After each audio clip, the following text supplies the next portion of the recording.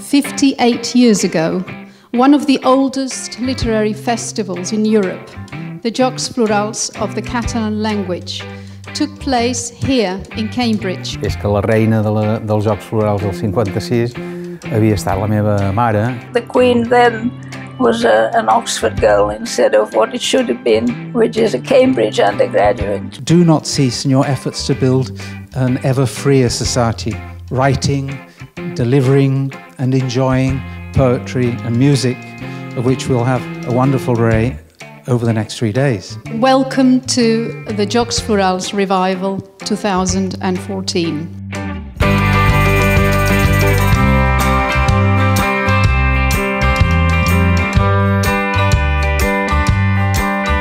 La poesia no pot tenir futur. És només alè de l'ara mateix. Els mots són els destinataris dels pensaments.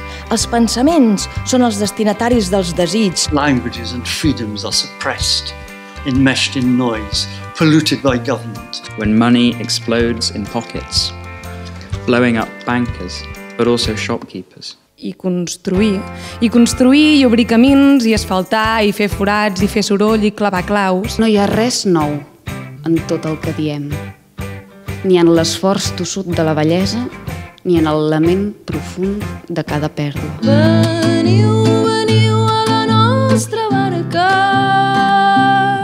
les veles altes i el cel obert.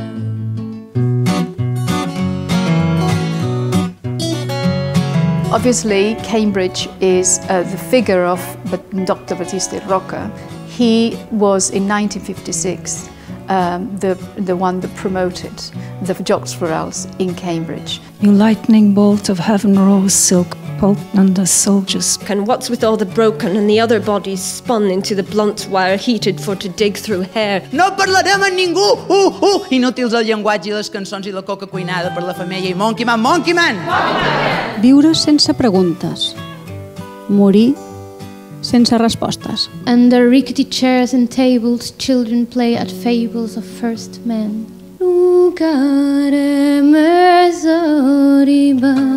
Hi ha la fotuda infància que mai no van viure del tot, castrada, vestida de diumenge a la tarda. This festival has a number of aims. One is to bring together people who are writing poetry in Catalan and in English. Amb educades les lletres s'escriuen esglaires.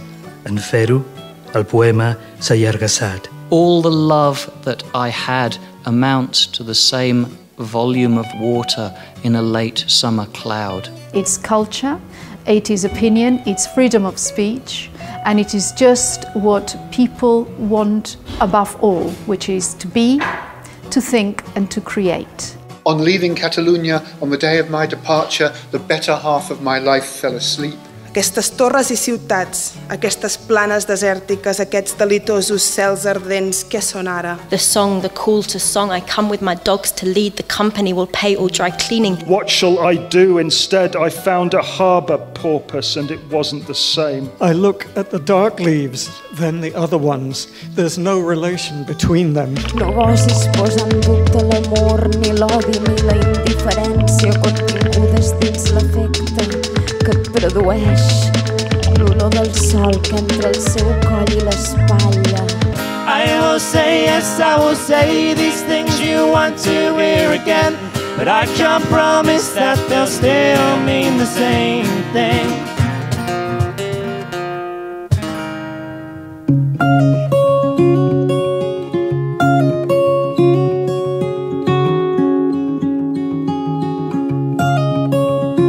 The title of this debate is called The Deplorable History of the Catalans.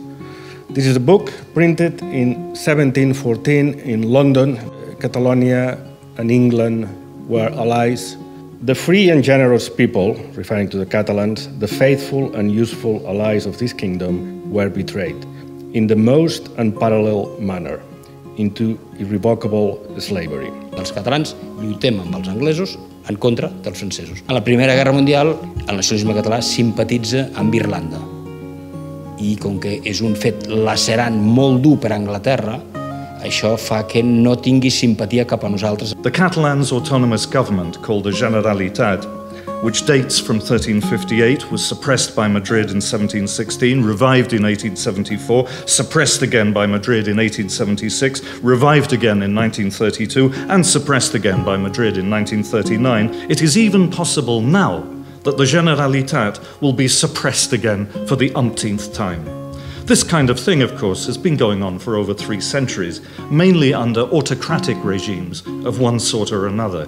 What used to be us, I'm going to vote for independence, but we're going to lose, that has changed. The Catalans do not perceive themselves as different from Spaniards as Spaniards perceive Catalans as being different, which is a true paradox. Madrid has always pretended that Catalonia is just one more Spanish region like the rest, while knowing full well it is nothing of the sort. So you might not want a state in which you cannot vote. And this is the main teaching from Scotland. As regards Scotland, the day before the referendum, the Catalan National Assembly published a full-page advertisement in the Herald, the main Scottish daily newspaper, congratulating the Scottish people. The Spanish government has banned this non-binding global opinion poll. It's made it illegal. It's made it illegal to do any kind of propaganda in favor of it. In fact, if they were here, they would ban us right now.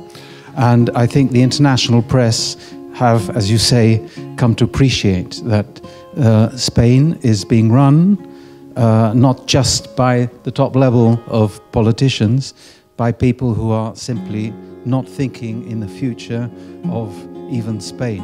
I'd just like to say on behalf of all 4 of us, thank you very much for your patience in sitting here. It's been a long session, it's been 2.5 hours. I si se'n va la glòria, mi faci un lloc per mi, que la mort que la dit marxant que en Pere Gallarit, com vares tu morir. Si fortuna generosa ens ha dat un bon company, companya graciosa, cantarem amb més afany. Catalunya triomfant, tornarà a ser rica i plena, endarrere aquesta gent. My great-grandfather, Josep Martí Mollet, was exiled in the UK after the Civil War in Spain. He was a Catalan and a Democrat. Once here, the family, apart from being just happy to be alive, were able to live and flourish in a truly democratic society and express their Catalan identity. It is now our role to do something about the process. And the process is telling us that the international opinion needs to know what's going on. People ask, what are these people doing? What do they want? And when you say we want democracy and we want to be able to vote, and I think that message gets home. Bon cop de